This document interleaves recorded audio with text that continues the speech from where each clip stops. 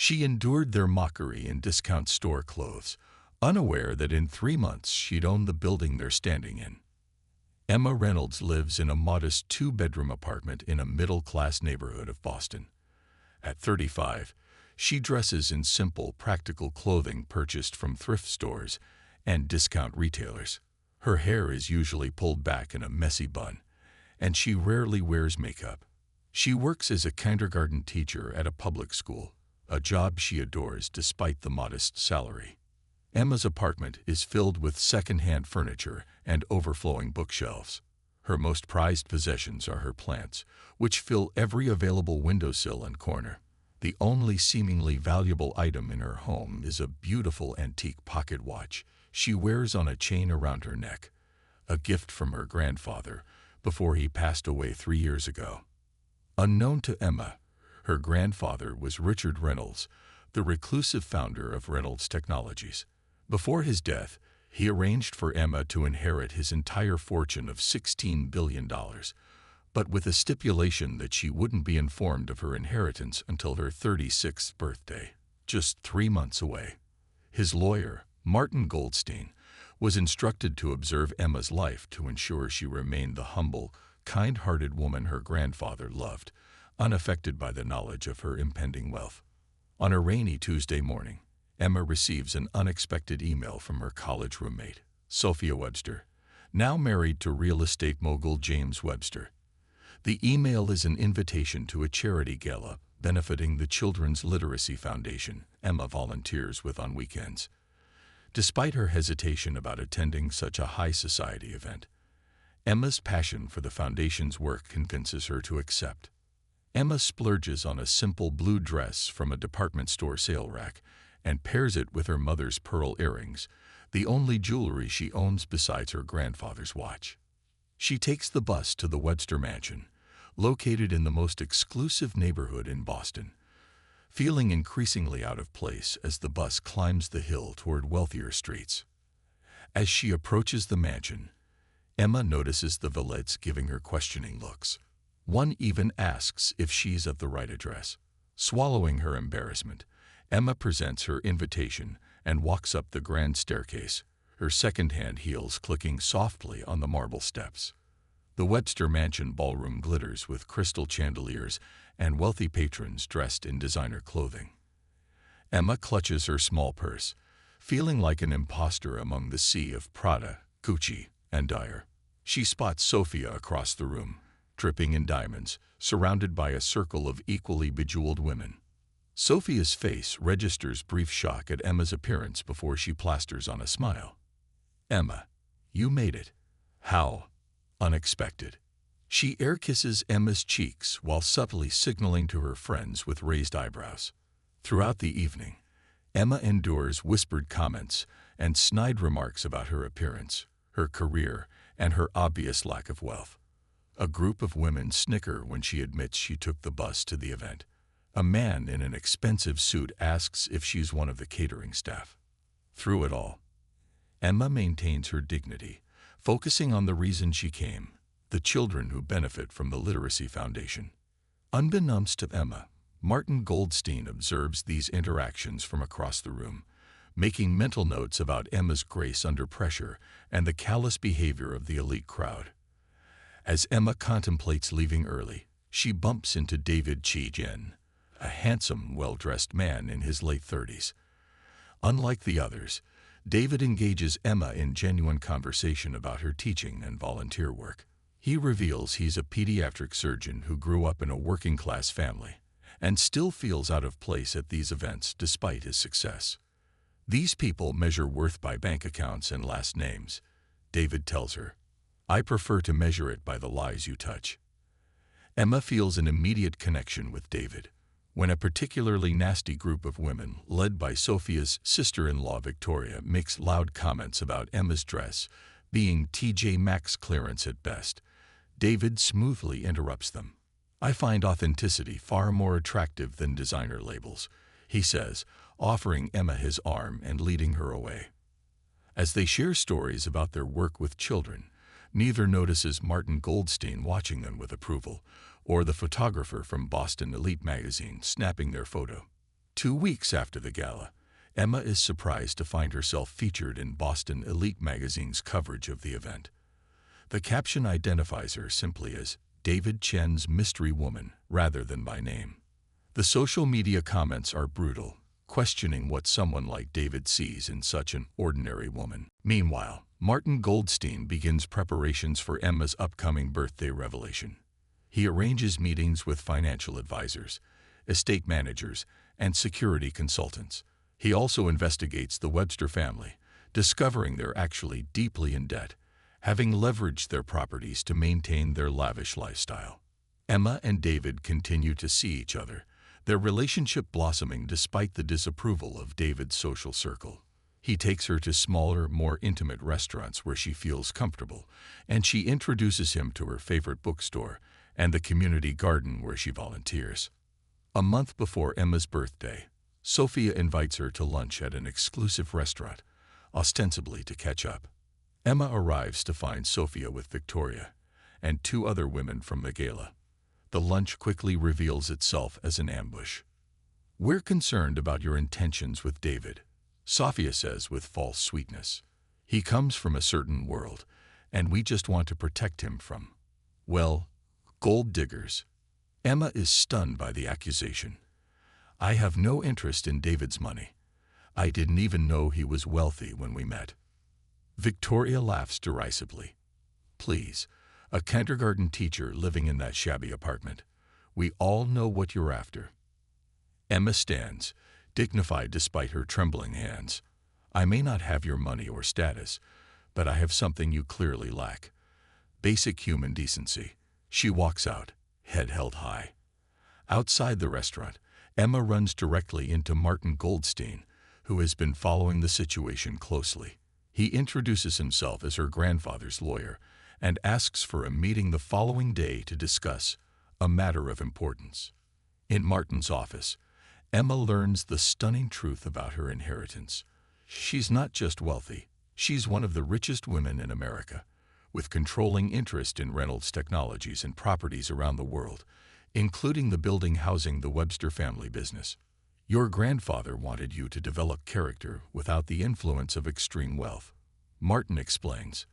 "He believed money often corrupts, and he wanted to ensure you remain the compassionate person he raised." Emma sits in shocked silence, the pocket watch heavy around her neck. "I don't want this responsibility," she finally says. "I'm just a teacher." "You're much more than that," Martin replies. "You're Richard Reynolds' granddaughter. He built his empire from nothing, just as you've built a meaningful life from modest beginnings. He trusted you with his legacy because he knew you'd use it wisely." In the days following the revelation, Emma wrestles with her new reality. David calls repeatedly, concerned after hearing about the confrontation with Sophia, but Emma needs time alone to process. She visits her grandfather's grave, sitting beside the simple headstone despite his vast wealth. "Why didn't you prepare me for this?" she asks the silent stone. As raindrops begin to fall, she remembers his words. "Wealth is not about what you have, but what you do with what you have." Emma makes her decision. She calls Martin and outlines her plan. She'll accept the inheritance, but on her own terms. She wants to establish a major educational foundation, invest in sustainable technologies, and create scholarship programs for underprivileged children. She'll continue teaching, though perhaps on a part-time basis. And the Webster situation? Martin asks carefully. Emma smiles. "I think it's time for a lesson in humility." Emma's 36th birthday arrives with little fanfare. She celebrates quietly with her closest friends from school, none of whom know about her inheritance. After they leave, she opens the package Martin delivered earlier, keys to her grandfather's penthouse and his private office at Reynolds Technologies headquarters. The next morning, Emma visits both places, seeing her grandfather's world with new eyes. In his office, she finds a letter he wrote to her, explaining his decisions and expressing his confidence in her. "Money is a tool," he wrote. "In the right hands, it builds. In the wrong hands, it destroys. Your hands are the right ones." Emma decides to make her first public appearance as the Reynolds Heiress at the upcoming Reynolds Technologies Charity Gala. With Martin's help, she selects an elegant but understated designer dress and has her grandfather's watch professionally cleaned. She arranges for a hair and makeup artist, but insists on a natural look that still feels like herself. The Reynolds Technologies Annual Gala is the most prestigious charity event of the season. When Emma arrives in a simple but exquisite gown, few recognize the kindergarten teacher they'd previously dismissed. Martin escorts her inside, where the CEO of Reynolds Technologies is preparing to introduce the company's mysterious new owner. In the crowd, Emma spots Sophia and the Webster family, who look confused by her presence. She also sees David, who lights up upon seeing her, but seems equally puzzled. The CEO taps his glass. "Ladies and gentlemen, it is my great pleasure to introduce the new controlling shareholder of Reynolds Technologies, the granddaughter of our founder, Ms. Emma Reynolds." A shocked murmur runs through the crowd as Emma takes the stage.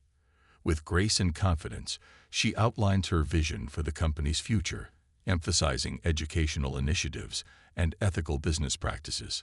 "My grandfather built this company believing that true success comes not from accumulating wealth, but from using that wealth to make a positive difference," she says. "I intend to honor that legacy." The applause following Emma's speech reverberated through the grand ballroom of the Reynolds Technologies headquarters. Crystal chandeliers trembled slightly with the force of the ovation, sending prisms of light dancing across the marble floors. Emma stood at the podium, momentarily overwhelmed by the response. Just weeks ago, she had been a kindergarten teacher whose greatest audience was 25-year-olds during story time. Now hundreds of the city's most influential people hung on her every word, their faces upturned in rapt attention. The transition was dizzying. As she stepped away from the microphone, Martin appeared at her elbow, a proud smile softening his normally stoic features.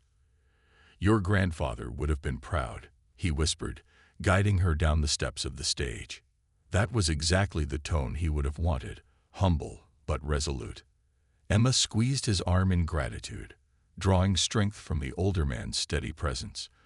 In the weeks since learning of her inheritance, Martin had become not just her advisor but something of a surrogate father figure, helping her navigate the turbulent waters of her new reality.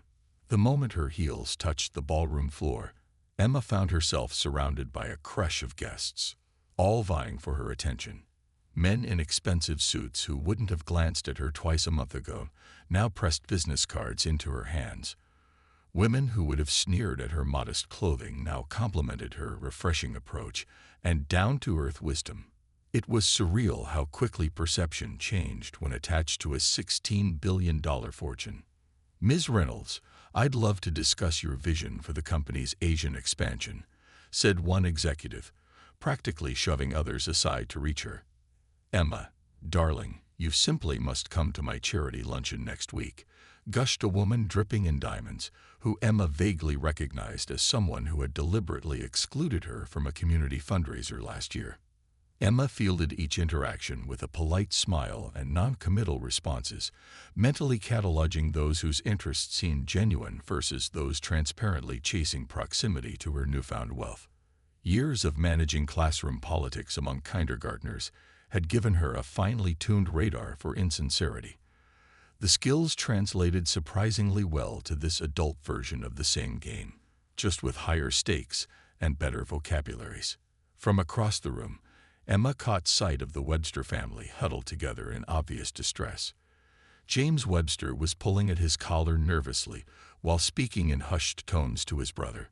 Victoria's normally perfect posture had crumpled slightly, her expression vacillating between shock and calculation.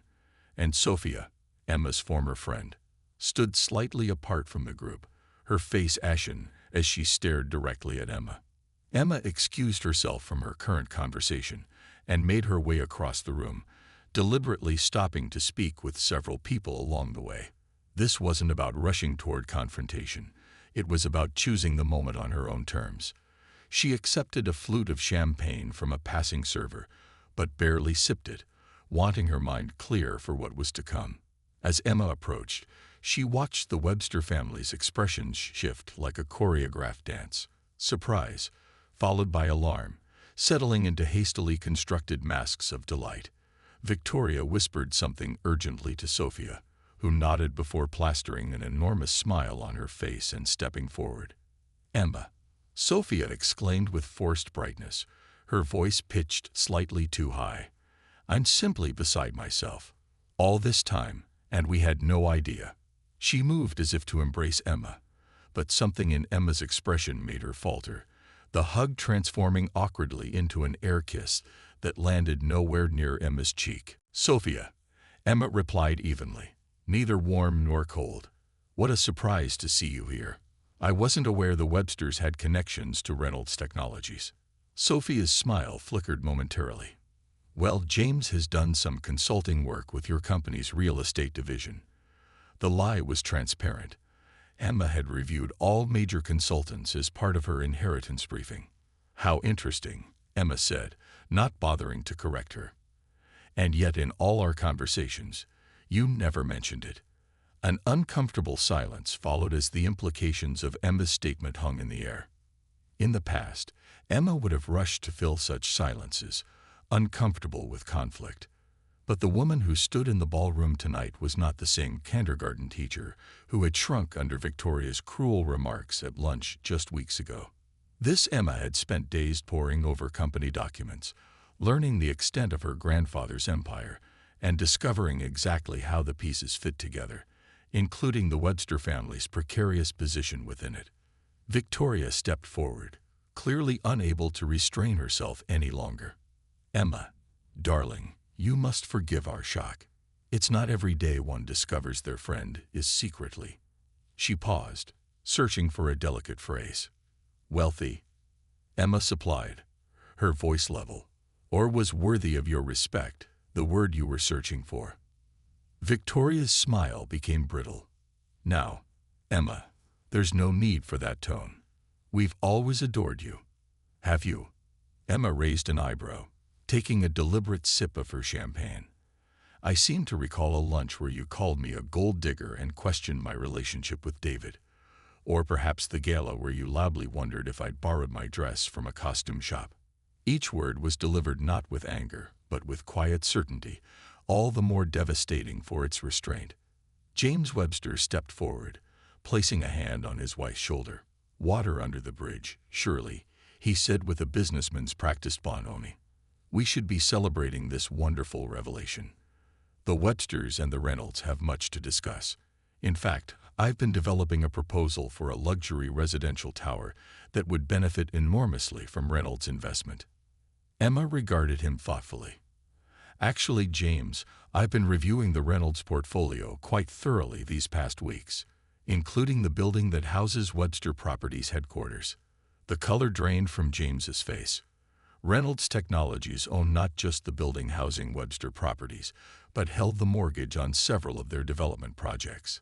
It was a connection the Websters clearly hadn't made until this moment. "Yes," Emma continued, her voice soft but unmistakably firm. "I've been particularly interested in your company's leasing practices. The 70% rent increase you imposed on the family-owned bookstore that had been a tenant for 30 years. The eviction of the Community Arts Center to make room for a luxury boutique. The systematic replacement of local businesses with corporate chains willing to pay premium rates." Sophia's eyes widened in alarm. "Emma, business is business. Surely you understand that now." "I understand business perfectly," Emma replied. "I also understand ethics. My grandfather built his company believing that profit and principle could coexist. The predatory practices your family has employed against small businesses in Reynolds buildings will end immediately." Victoria's shock gave way to indignation. "You can't dictate how we run our company." "Actually, I can," Emma replied calmly. "As your landlord, majority mortgage holder, and the person who now controls whether your company's loans are called in next quarter." She delivered this information not as a threat, but as a simple statement of fact. "But don't worry. Unlike some people, I don't believe in using power to humiliate others." James Webster swallowed hard, financial calculations clearly running behind his eyes. What exactly are you proposing, Emma? A new lease agreement, one that protects existing small business tenants and establishes reasonable caps on rent increases, and a community impact review process for all future tenant changes. Emma's tone remained conversational, as though she were suggesting nothing more contentious than the weather. Martin will be in touch with the details tomorrow. The implications settled heavily on the Webster family. Their social capital had always been built on the appearance of wealth and power. If word got out about the extent to which they were financially beholden to Emma, their carefully constructed facade would crumble. Sophia took a small step forward, her voice dropping to a whisper. Emma, please, we've known each other since college. I've always considered you a friend. Emma studied the woman who had once been her roommate, remembering the genuine connection they had shared before Sophia married into the Webster family and adopted their values. For a moment, Emma saw a flicker of the person she had once cared for. Then be the friend I thought you were, Emma replied quietly. Someone who values people for who they are, not what they own or who they know. The opportunity is there if you want it. Before Sophia could respond, Emma felt a presence at her side. David had appeared, looking handsome in his tuxedo, but clearly confused by the tableau before him. His eyes moved from Emma to the Webster family and back again, sensing the tension but unsure of its source. Emma, he said, his voice warm despite his puzzlement. I've been looking for you since your speech. Are you okay? The genuine concern in his eyes provided a stark contrast to the calculated interactions Emma had navigated all evening. Here was someone who had valued her before knowing about her inheritance, who had defended her against the very people now scrambling for her favor. I'm fine, she assured him, feeling some of the tension leave her shoulders at his presence. Just clearing up some business matters with the Websters. Victoria's eyes narrowed as she looked between Emma and David. Dr. Chen, she acknowledged stiffly. I see you're still friends with Emma. More than friends, David replied simply, his hand finding Emma's. Though I'm still trying to process tonight's revelation, he turned to Emma with a raised eyebrow. You could have told me. Would it have mattered? Emma asked, suddenly vulnerable despite the power she now wielded in the room. David's smile was gentle but certain.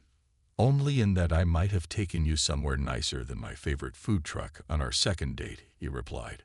Though I stand by those tacos being worth every penny. The simple honesty of his response washed over Emma like a cleansing rain.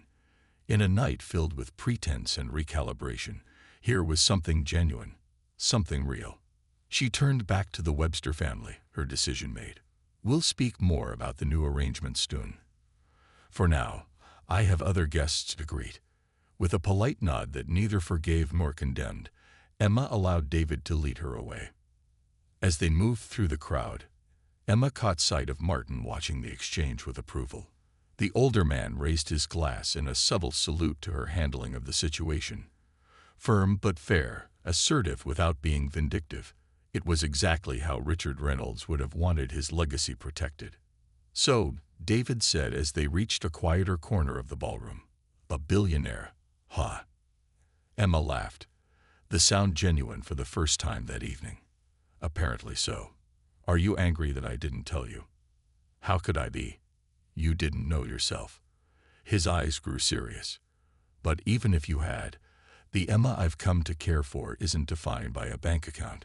She's the woman who spends Saturdays reading to kids at the library, who knows every student's birthday, who sees value in people others overlook. Emma felt tears threatening at the corners of her eyes. That hasn't changed, she whispered. I haven't changed. I know, David replied, his thumb gently brushing her hand. That's what makes you remarkable. Not the inheritance, but the fact that it won't change who you are. As the orchestra began a new song, David extended his hand. May I have this dance, Miss Reynolds? Emma took his hand, feeling the weight of the evening, the revelations, the confrontations, the reckonings, begin to lift. Tomorrow would bring new challenges as she continued to step into her role as the Reynolds Heiress. There would be difficult decisions about the company, about her teaching career, about how to use her wealth responsibly. But for now, in this moment, she allowed herself to simply be Emma, dancing with a man who had seen her worth long before anyone else in the room. As they moved across the floor, Emma caught glimpses of the various players in the evening's drama. Martin speaking confidentially with the Reynolds Technologies board members, the Webster family retreating to a corner, their expressions a mixture of calculation and concern. Various socialites watching her with new interest, already revising their assessment of the woman they had previously dismissed. The reckoning had begun, not just for those who had judged her, but for Emma herself as she reckoned with the power she now held and the responsibility it carried.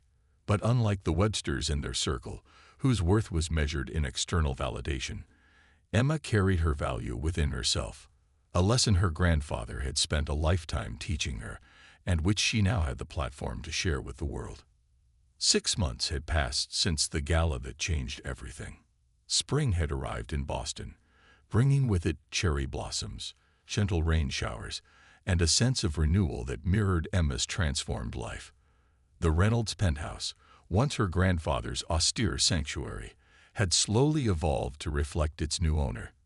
Emma had kept many of her grandfather's cherished antiques, the Chippendale desk where he'd drafted his first patents, the grandfather clock that had belonged to his father, the oil paintings of New England landscapes he'd collected over decades. But she'd interspersed these heirlooms with pieces from her own modest apartment. The overstuffed reading chair where she'd graded countless papers, the handmade quilt from a student's grandmother, and most prominently, her beloved plants, which now thrived in the penthouse's abundant natural light. The space represented Emma's approach to her new reality, honoring the legacy she'd inherited while remaining true to the person she'd always been. The transition hadn't been seamless. There were nights she'd sat alone in the vast living room, overwhelmed by the responsibility that had fallen to her, wondering if she could possibly be equal to her grandfather's expectations. But with each passing day, each decision made with careful thought rather than impulse, Emma found her footing on this unexpected path. One of her first major decisions had been about her teaching career. Despite the board of directors' assumption that she would leave her kindergarten position to focus on Reynolds Technologies, Emma had insisted on continuing in the classroom, though she had compromised by reducing to part-time. 3 mornings a week, she still stood before her students, reading stories and guiding small hands through the mysteries of letters and numbers. The other days, she immersed herself in learning the business her grandfather had built, sitting in on meetings, reviewing proposals, and gradually shaping the company's direction with her own vision. Martin had been invaluable during this transition, patiently explaining complex financial concepts and introducing her to key figures in the business world. But he'd been most impressed by Emma's natural instinct for identifying the human element in every business decision, a quality her grandfather had possessed, but which had been somewhat lost in the years following his retirement from active management. "Your grandfather always said that technology without humanity is just machinery," Martin had told her one afternoon as they reviewed plans for a new research division. "You understand that instinctively." The Reynolds Educational Initiative had become Emma's primary focus beyond the day-to-day operations of Reynolds Technologies. In just 6 months, the foundation had funded comprehensive literacy programs in 50 schools across the country, focusing particularly on communities with limited resources. Emma had insisted that the initiative go beyond simply writing checks. Each program included teacher training, parent involvement components, and sustainable implementation plans. When selecting schools, Emma personally reviewed applications, looking beyond test scores to find committed educators who simply needed resources to realize their vision. Her experience in the classroom proved invaluable in this work. She understood the challenges teachers faced, the barriers to learning that existed in different communities, and the transformative power of meeting children where they were rather than where standards said they should be. The Foundation's approach quickly gained attention in educational circles, with inquiries coming from districts around the country hoping to replicate its success. Less publicly, Emma had addressed needs closer to home. After discovering that several families at her school were struggling with medical debt, including one whose child had required emergency surgery, Emma had quietly arranged to pay off these obligations through an anonymous donor program at the hospital. Similarly, when she learned that several veteran teachers at her school were delaying retirement due to financial concerns, she established a supplementary retirement fund for educators with over 20 years of service. These actions were taken with strict confidentiality. Only Martin knew the source of the funds. The Webster situation had been more complicated. Following the gala, Emma's financial team had conducted a thorough audit of Webster Properties' business practices at her request.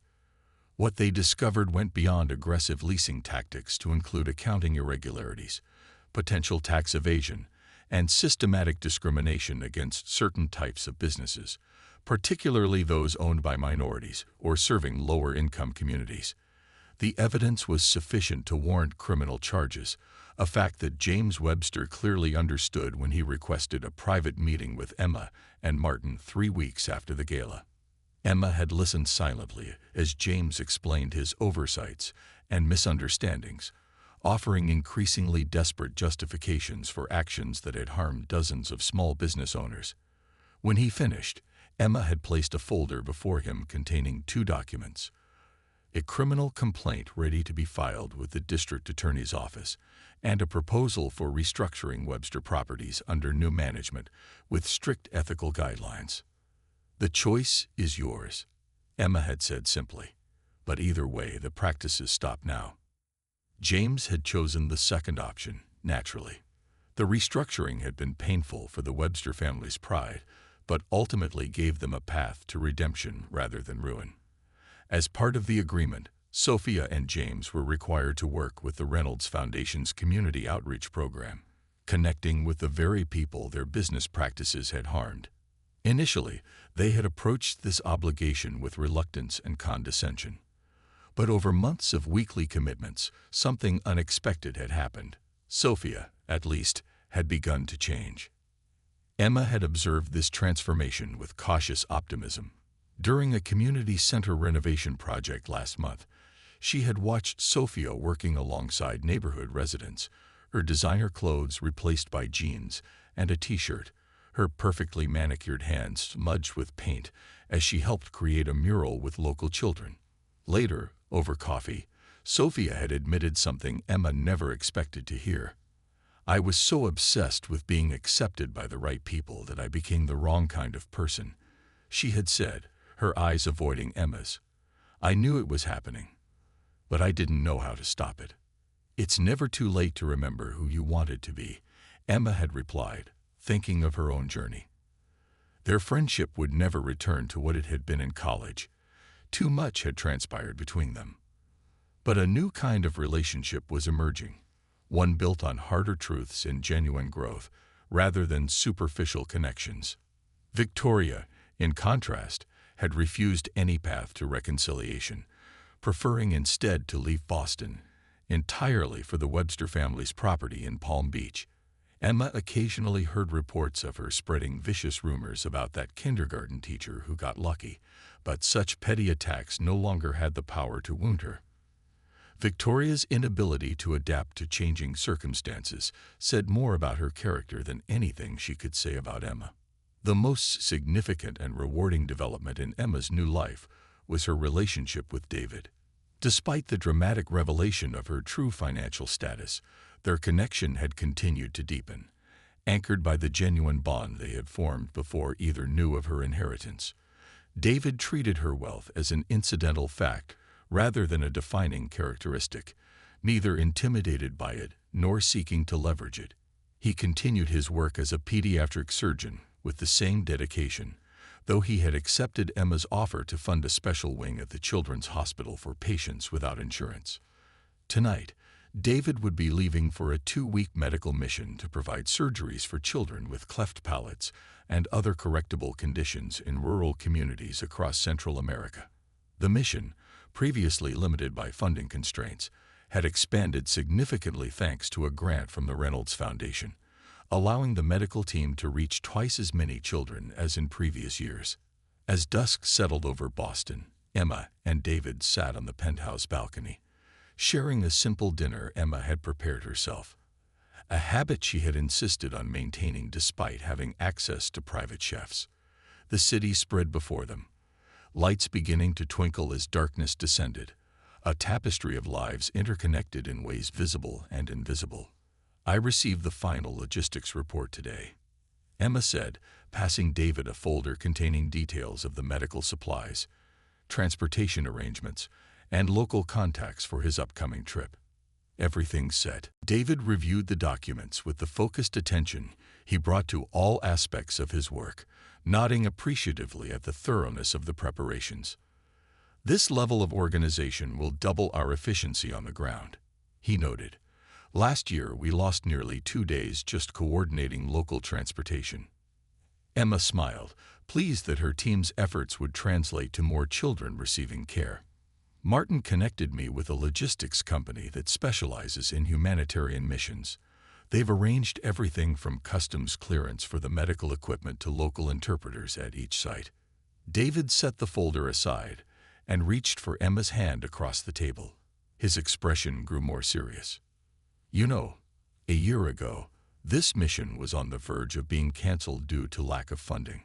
Now we're expanding to regions we never thought we could reach."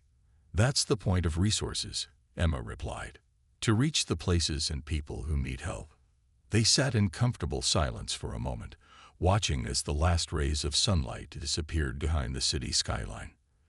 The transition from day to night reminded Emma of her own journey, how quickly life could transform, darkness giving way to unexpected light, and challenges revealing hidden strengths.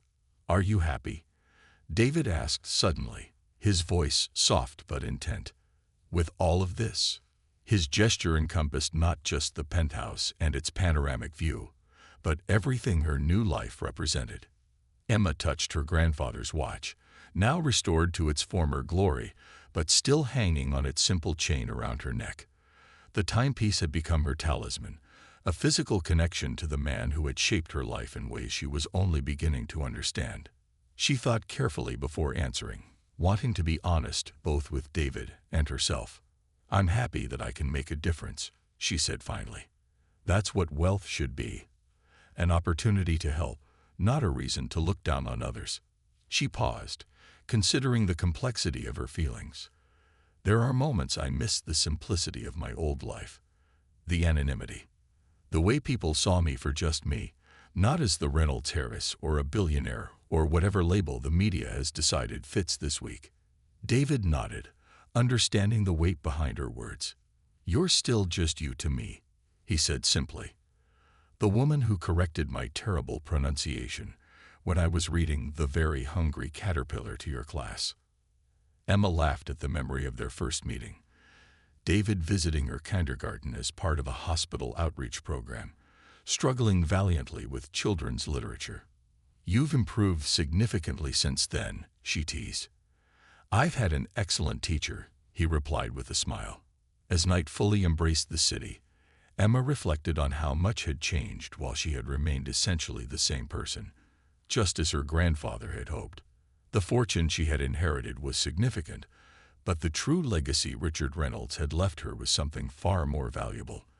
The understanding that wealth was a responsibility, not just a privilege, that compassion was as important as competence, and that true worth came from what you gave to the world, not what you took from it. Tomorrow would bring new challenges and opportunities, board meetings to attend, foundation initiatives to oversee, kindergartners to teach. Emma would navigate each role with the same principles that had guided her before learning of her inheritance: kindness, integrity, and a belief in the potential of others. But she would do so with expanded resources that magnified the impact of those principles, creating ripples of positive change that would extend far beyond her immediate reach. As she and David moved inside, Emma cast one last glance at the city below. A city her grandfather had loved and invested in, and which now looked to her as a steward of that legacy.